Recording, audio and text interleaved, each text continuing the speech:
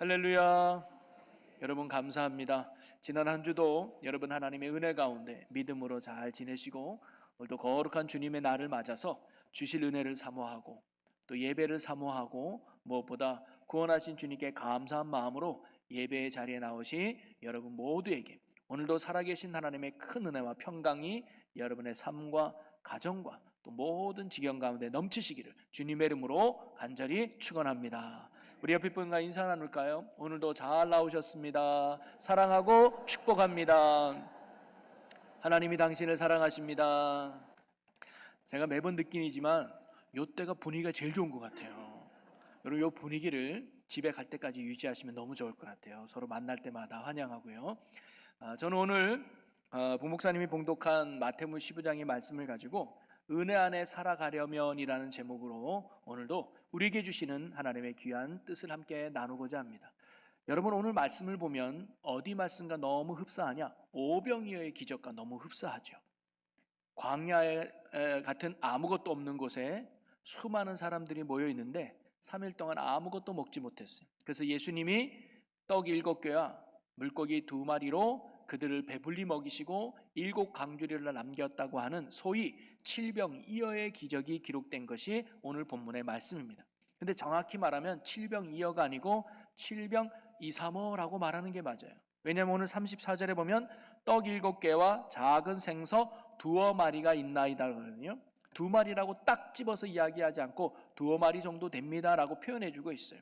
영어 성경에는 숫자를 말하지 않고 적은 양이라고 표현해요. 그만큼 작은 것으로 많은 사람들을 먹였다는 것을 또 하나 강조해주고 있죠.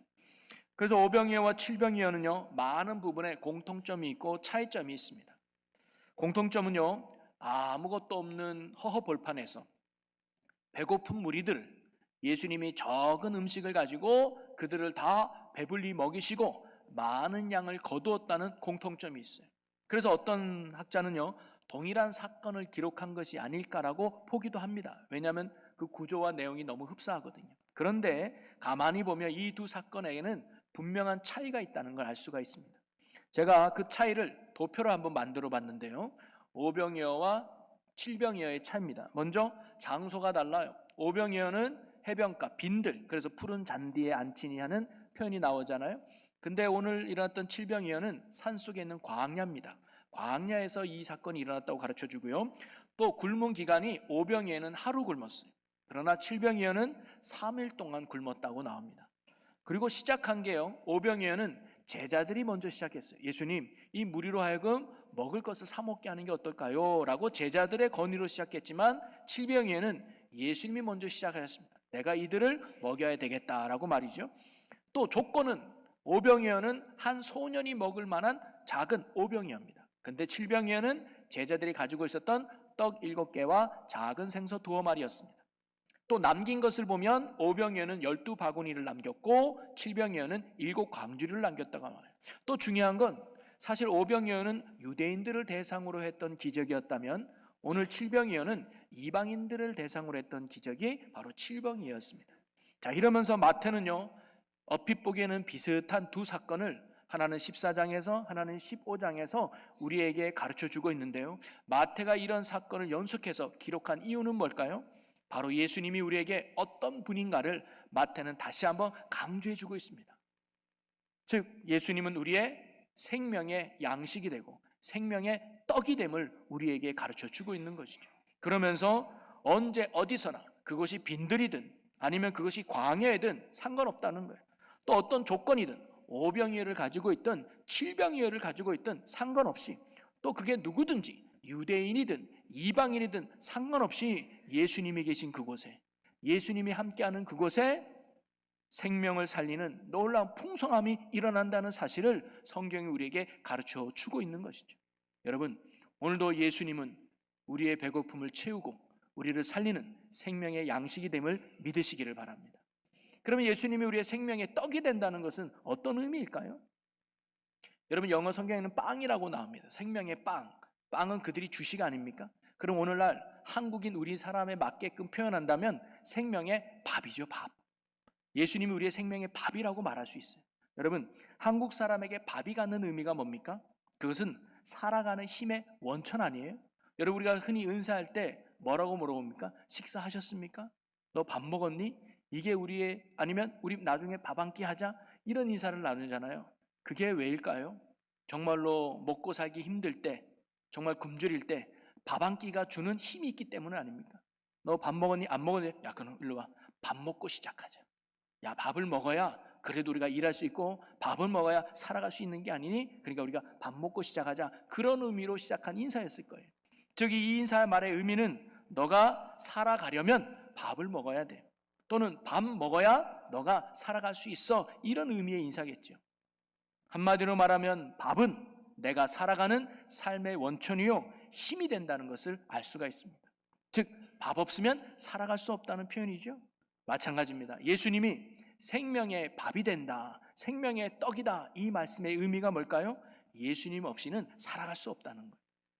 예수님이 바로 내가 살아가는 삶의 원천이요 힘의 근원이라는 고백이 예수는 생명의 떡이라는 말씀입니다.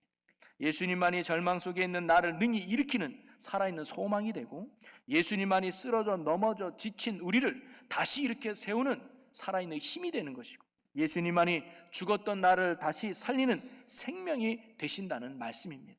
여러분, 예수님만이 여러분의 삶에 생명을 주고 소망을 주고 힘이 주는 생명의 떡이요 생명의 밥이 됨을 여러분 믿으시기를 바랍니다. 그래서 시편 107편 9절에 그가 사모하는 영혼에게 만족을 주시며 줄인 영혼에게 좋은 것으로 채워주심이로다 라고 나옵니다. 여러분, 예수님으로 인해서 우리의 영혼이 만족하고 좋은 것으로 날마다 채워지는 주님의 은혜 안에 살아가는 저와 여러분 모두가 될 수 있기를 주님의 이름으로 간절히 소망합니다. 그러면 우리가 어떻게 해야 생명의 떡이 되시는 예수님으로 인해서 우리가 그분이 주시는 풍성한 은혜 안에 살아갈 수 있을까요? 오늘 그 내용을 함께 나눠보려고 합니다. 오늘 우리가 읽은 이 칠병이의 기적 속에서 어떻게 해야 우리가 하나님이 주시는 풍성한 은혜 가운데 복된 삶을 살아갈 수 있을까? 저는 오늘 말씀에서 세 가지를 한번 생각해 보려고 하는데요. 첫째는 주님을 떠나지 않고 늘 함께하는 자에게 은혜를 베풀어 주신다는 겁니다. 자, 32절 말씀 우리 다 같이 한번 읽어보겠습니다. 시작. 예수께서 제자들을 불러 이르시되 내가 무리를 불쌍히 여기노라. 그들이 나와 함께 있은지 이미 사흘임에 먹을 것이 없도다. 길에서 기진할까 하여 굶겨보내지 못하겠노라. 네, 오늘 본문에서 등장하는 무리들, 이방인들은요 사흘 동안 아무것도 먹지 못했다고 나옵니다. 그들이 먹지 못했던 이유가 뭘까요? 예수님과 함께 했기 때문입니다.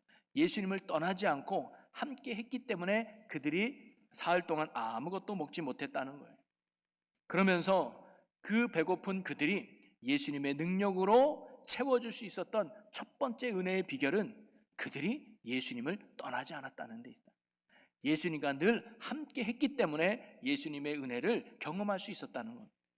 여러분, 오병이어 칠병이어의 차이를 앞에서 이야기할 때 시작이 다르다고 그랬잖아요. 오병이어는 제자들의 물음으로 시작했습니다.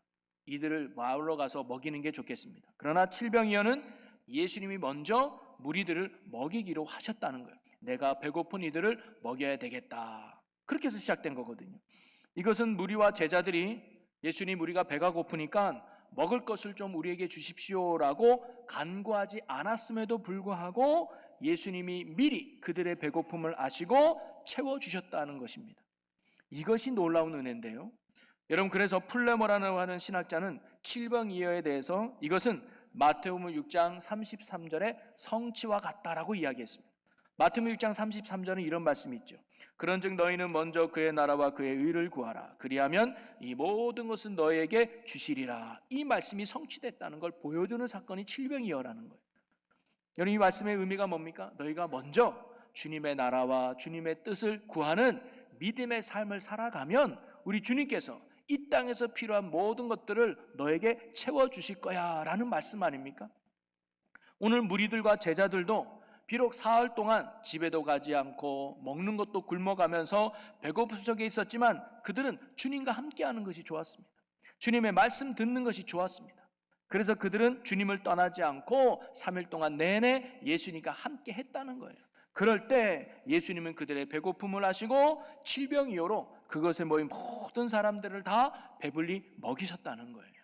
그들이 구하지 않았음에도 불구하고, 그들이 찾지 않았음에도 불구하고 소위 예수님이 알아서 그들의 배고픔을 해결해 주셨다는 거예요. 여러분, 마태복음 8장에 보면요, 3명의 병든 자를 치유해 주는 사건이 연속해서 나오는 걸 알 수가 있습니다.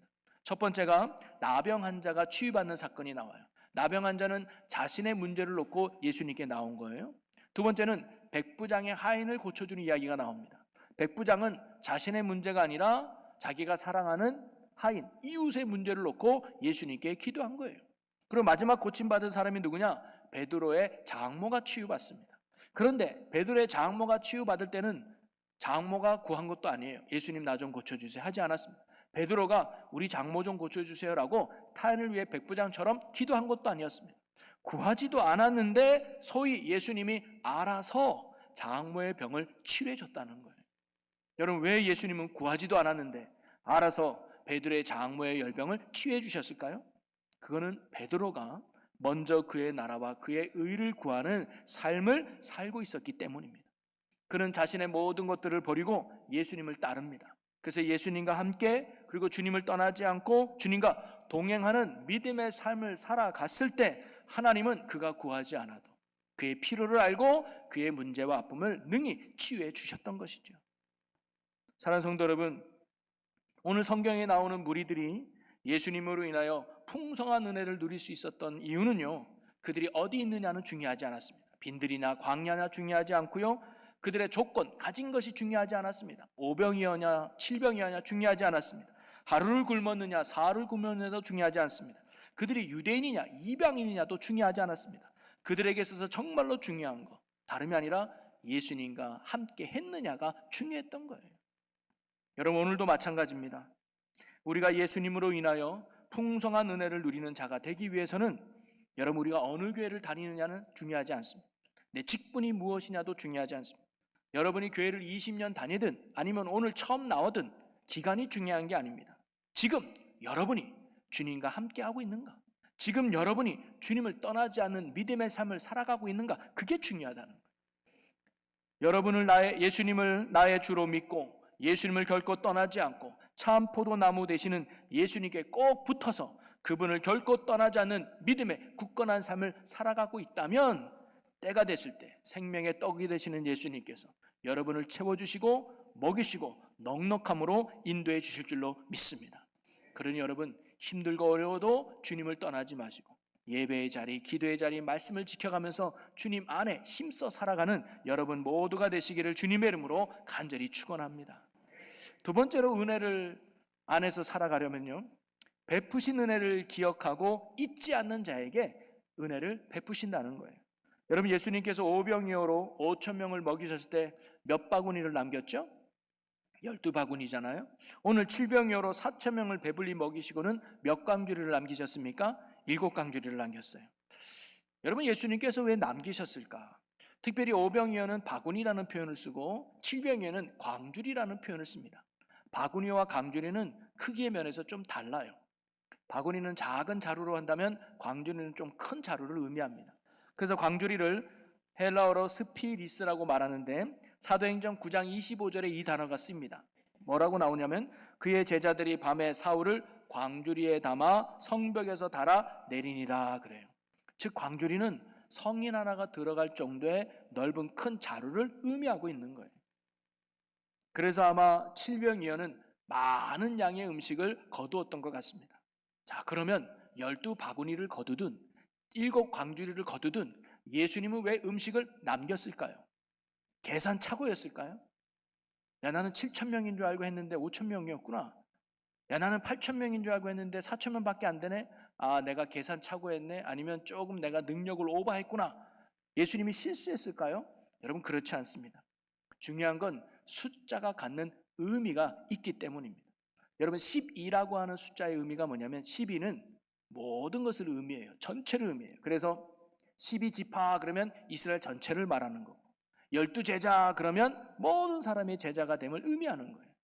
그래서 12바구니를 거뒀다, 이 말은 뭐냐면 거기 모인 모든 사람들을 다 배불리 하셨다는 의미가 담겨져 있는 거예요. 또 7광주리 할 때 7이라는 숫자는 뭐냐면 7은 완전수라고 말하죠. 그래서 나만 장군이 7번 몸을 담갔다 일어났을 때 깨끗함을 받았고, 이스라엘 백성이 여리고성을 7바퀴 돌았을 때 그 성이 무너졌잖아요. 7은 온전하다, 완전하다는 의미가 있습니다. 그러면 7광줄이라는 어떤 의미냐? 단순히 많이 남겼다가 아니라 거기에 모이는 모든 무리들가 다 온전히 배부름을 받았다는 거예요. 조금도 부족함이 없이. 큰 사람이든 작은 사람이든 잘난 사람이든 못난 사람이든 모두가 다 넉넉하게 완전한 배부름을 체험받았다는 사실이 바로 7광주리의 의미입니다. 즉 예수님의 생명 사역은요, 모두를 위한 완전한 사역이라는 것을 12바구니 7광줄이 남긴 것으로 우리에게 보여주는 겁니다. 여러분, 예수님의 구원은 모든 사람을 위한 구원이요, 예수님의 구원은 완전한 구원인 줄로 믿으시기를 바랍니다. 그걸 보여주는 거예요. 그러나 여기엔 또 다른 중요한 의미가 하나 있는데요, 여러분, 칠병이어 사건이 있은 후에 16장에 가면 제자들과 예수님이 함께 배를 타고 건너편으로 가는 장면이 나옵니다. 그때 제자들이 떡을 가져오는 것을 잊었다고 나와요. 16장 5절에 보면 제자들이 건너편으로 갈 새 떡 가져가기를 잊었더니, 즉, 야, 떡 가져왔어? 아닌데? 도시락을 준비 못했네? 야, 멀리 가야 되는데, 시간이 오래 걸리는데, 배고프면 어떻게 하지? 떡 가져오지 않은 것 때문에 제자들 간에 논쟁이 붙은 거예요. 야, 내가 챙기라 그랬잖아. 아니, 네가 말을 했어야지 하면서 제자 간에 근심과 걱정과 염려가 생기는 거예요. 이런 떡 때문에 염려하는 그들을 보고 예수님이 다음과 같이 이야기하십니다. 우리 마태복음 16장 8절에서 10절을 저와 여러분이 교독하고 마지막을 함께 읽어봅니다. 예수께서 하시고 이르시되 믿음이 작은 자들아 어찌 떡이 없으므로 서로 논의하느냐. 너희가 아직도 깨닫지 못하느냐?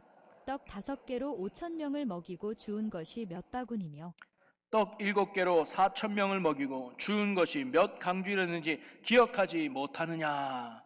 여러분, 예수님의 말씀의 포커스는요, 몇 명이 먹었느냐도 아니고 얼마가 있었느냐도 아니라 얼마를 남겼느냐를 예수님이 지금 포커스를 하고 있는 거예요.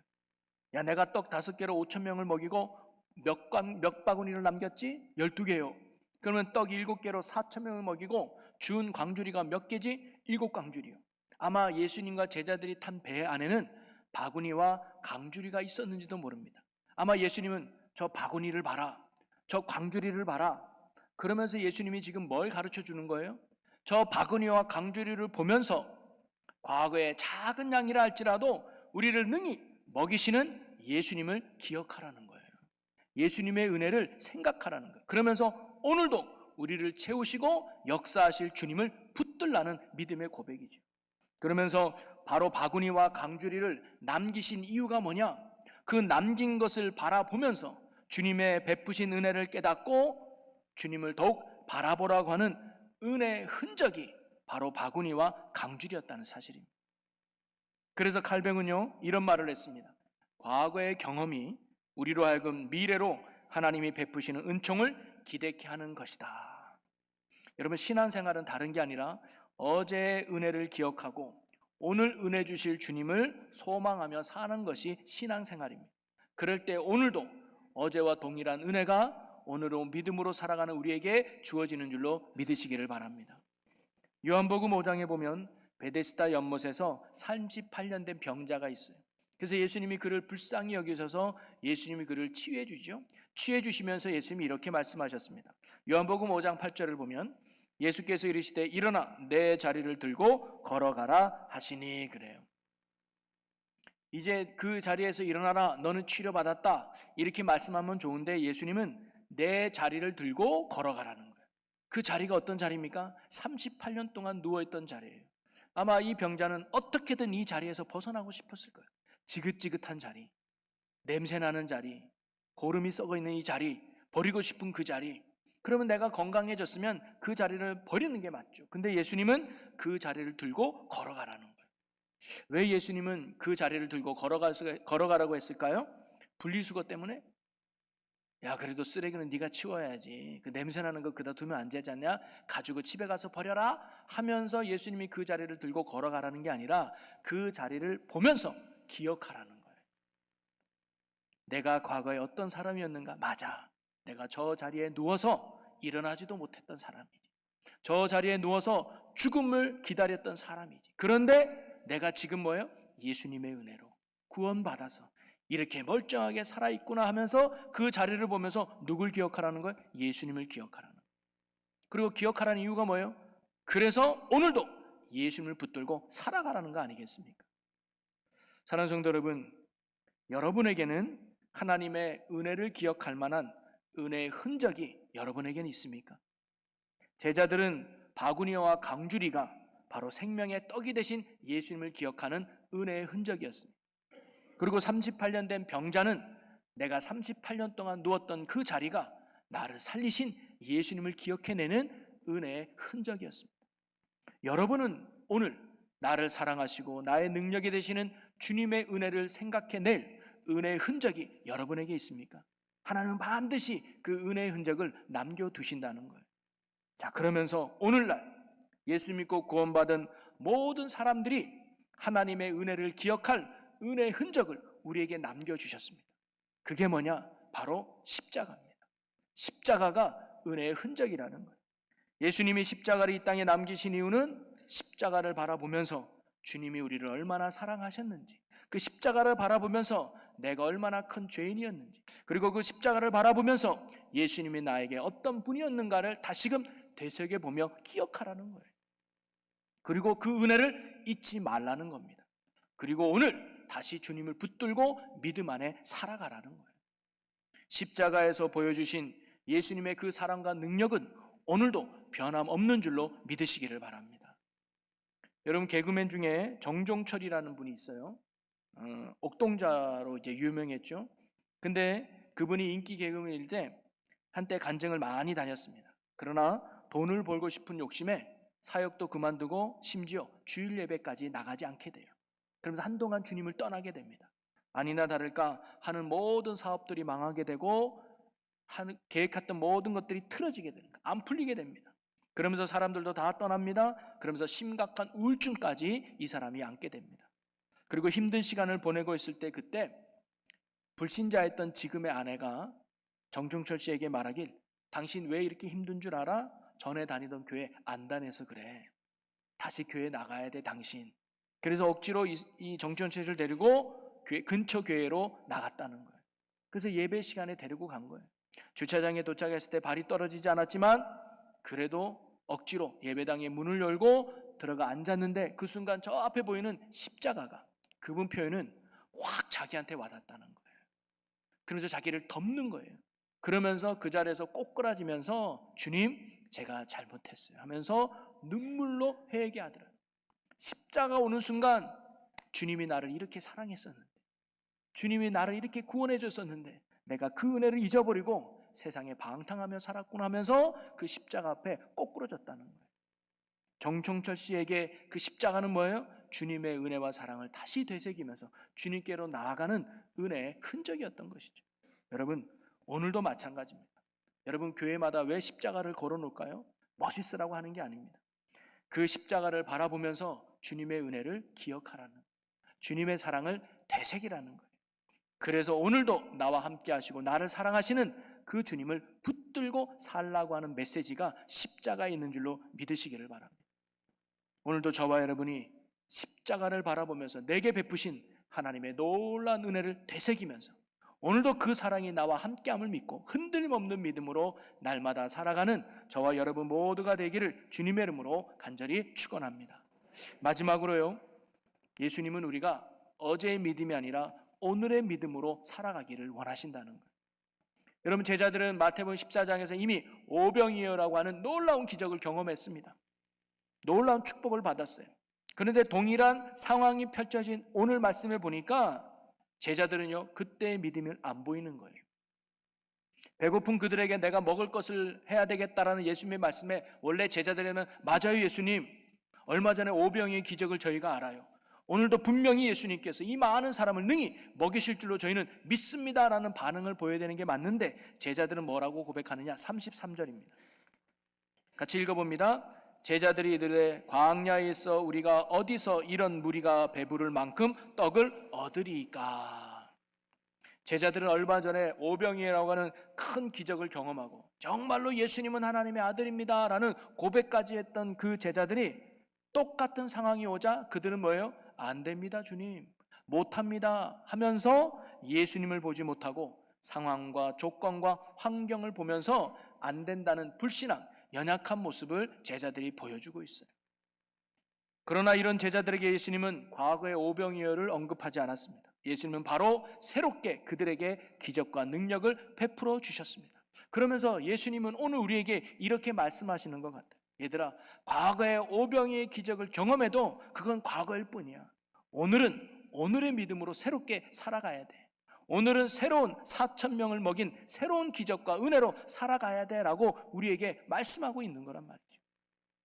여러분, 믿음의 시제는요 언제나 현재형이에요. 현재. 어제의 큰 은혜가 오늘의 나의 믿음을 절대로 보장하지 않습니다.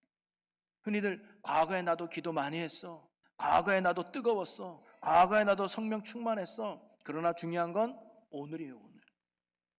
과거가 중요한 게 아니라 지금의 믿음을 본다는 거예요. 저도 목회를 하다 보면요 소위 큰 은혜를 경험한 분들이 많습니다. 암에 걸렸다가 예수님께 기도해서 고침받아서 놀라운 은혜를 경험하며 정말 그때는요 주님밖에 안 보이던 사람이 어느 날 갑자기 교회를 떠나는 경우도 참 많이 봤습니다. 사실 제가 존경하던 누나가 한 분 있었습니다. 제가 고향교회 다닐 때 정말 믿음이 신실해요. 늘 기도에 뜨겁고 말씀도 사모하고 정말 하나님을 사랑하는 누나였어요. 한 번은 부모님이 불신자라 교회 나가는 걸 싫어했습니다. 그래서 교회 갔다 오니까 성경책을 마당에다 불태워버리는 거예요. 그걸 봤던 누나가 달려가서 그 불타는 성경책을 손으로 맨손으로 털고 그 잿더미 된 성경책을 들고 와서 교회에 와서 안고 기도하는 모습을 제가 봤어요. 얼마나 대단합니까? 야, 난 저 누나 같은 믿음을 본받고 싶다.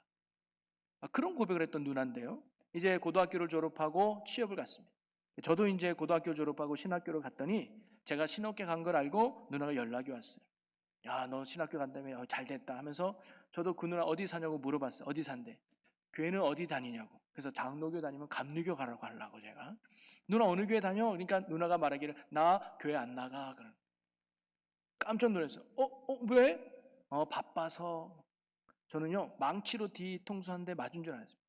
다른 사람은 안 나가도 그 누나는 나갈 줄 알았어요. 다른 사람은 교회를 떠나도 그 누나만큼은 안 떠날 줄 알았습니다. 그런데 떠나더라는 거예요. 오병이어를 기적을 경험한 제자들은 4,000명을 그 순간에도 안 변할 줄 알았어요. 근데 변하는 게 우리들은. 그러면서 주님은요 과거의 은혜가 중요한 게, 과거의 믿음이 중요한 게 아니라 지금 네가 나를 믿고 있느냐라는 오늘의 믿음을 원하는 거예요. 여러분, 오늘도 저와 여러분이 내가 아무리 과거의 믿음이 좋았고 큰 은혜를 경험했다 할지라도 그것은 과거일 뿐이에요. 중요한 건 지금입니다. 지금 여러분 기도하고 계십니까? 지금 여러분 말씀에 순종하고 계십니까? 지금 여러분 예수 안에 살고 계십니까? 지금 여러분이 은혜 안에 살아가고 있습니까? 우리가 과거의 은혜에 취해서 사는 자들이 아니라 오늘 주실 새로운 은혜를 소망하며 오늘의 믿음으로 살아갈 수 있는 은혜가 저와 여러분에게 있기를 주님의 이름으로 간절히 축원합니다. 그것이 날마다 주님의 은혜 안에 살아가는 믿음의 비결이라는 거예요. 사랑하는 성도 여러분, 말씀을 정리하면요, 오늘 예수님은 칠병이의 기적을 통해서 다시 한번 예수님이 우리에게 어떤 분이신가를 가르쳐주고 있습니다. 그것은 예수님이 우리의 생명의 떡이 되신다는 거예요. 바로 우리를 살리고 우리를 세우고 우리를 이 땅에서 살아가게 하는 힘이요 생명이요 능력이 바로 예수님이라는 것을 오늘 다시 우리에게 가르쳐주고 있습니다. 여러분, 우리가 이 생명의 떡이 되신 예수님 은혜 안에서 날마다 살아가는 여러분 모두가 될 수 있기를 주님의 이름으로 간절히 축원합니다. 그러면서 오늘은요 우리가 이러한 예수의 은혜 안에 살기 위해서 어떻게 해야 되는지를 가르쳐주고 있는데요, 그것은 바로 오늘도 저와 여러분이 언제나 주님을 떠나지 않는 겁니다. 여러분, 예배의 자리를 늘 지키시기를 바랍니다. 기도의 자리에 힘써 지키시기 바랍니다. 응답이 없다 할지라도, 지치고 힘들다 할지라도 주님 만나는 그 자리를, 주님이 함께하는 그 자리를 꼭 지키시기 바랍니다. 그럴 때 하나님의 놀라운 은혜가 여러분의 삶에 넘치게 될 줄로 믿습니다. 그리고 여러분, 받은 은혜를 잊지 마십시오. 구원의 십자가의 은혜를 잊지 마십시오. 날마다 십자가를 바라보면서 그 사랑이 지금도 변함없다는, 그 능력이 지금도 나에게 변함없다는 사실을 확신하며 날마다 예수로 살아가는 여러분 모두가 되시기를 주님의 이름으로 간절히 소망합니다. 그리고 여러분, 과거는 중요하지 않아요. 과거에 잘나도 형편없어요. 오늘을 잘해야 됩니다. 여러분, 오늘의 믿음으로 오늘 주실 은혜를 소망하며 오늘의 살아있는 믿음으로 나아가는 저와 여러분 모두가 되기를 주님의 이름으로 간절히 축원합니다. 그럴 때 하나님께서 주시는 날마다 풍성한 은혜 속에서 복된 삶을 살아가는 저와 여러분 모두가 될 줄로 믿습니다. 그런 은혜가 넘치기를 주님의 이름으로 간절히 축원합니다. 오늘은요, 기도하기 전에 먼저 찬양을 함께 부르고 우리가 결단하며 기도했으면 좋겠습니다. 우리 결단 찬양으로 오직 예수뿐이래 라는 찬양이에요. 우리 은혜 아니면 살아갈 수 없습니다. 주님, 우리 고백하면서 찬양하겠습니다. 은혜 아니면 살아갈 수가 호흡마저도 다 주의 것이니 호흡마저도 다 주의 것이니 세상 평안과 위로 내게 없어도 예수 오직 예수뿐이네. 은혜 아니면 살아갈 수가 없네. 아멘. 은혜 아니면 살아갈 수가 없네. 호흡마저도 다 주의 것이니 세상 평안과 위로 내게 없어도 예수 아멘 오직 예수뿐이네. 크신 계획 다 볼 수 없지만 크신 계획 다 볼 수 없고 자기 고난에 지쳐도 주께 묶인 나의 모든 삶 버티고 견디게 하시네. 주님, 은혜 아니면 살아갈 수 없습니다. 은혜 아니면 살아갈 수가 나의 모든 것 다 주께 맡깁니다. 나의 모든 것 다 주께 맡기니 참된 평안과 위로 참된 평안과 위로 내게 주신 주 예수 오직 예수뿐이 크신 계획 다 볼 수 없고 크신 계획 다 볼 수도 없고 작은 고난에 자기 고난에 지쳐도 주께 묶인 나의 모든 삶 버티고 견디게 하시아멘. 모든 것이 은혜 때문입니다. 아멘. 은혜 아니면 살아갈 수가 나의 모든 것 다 주께 맡깁니다.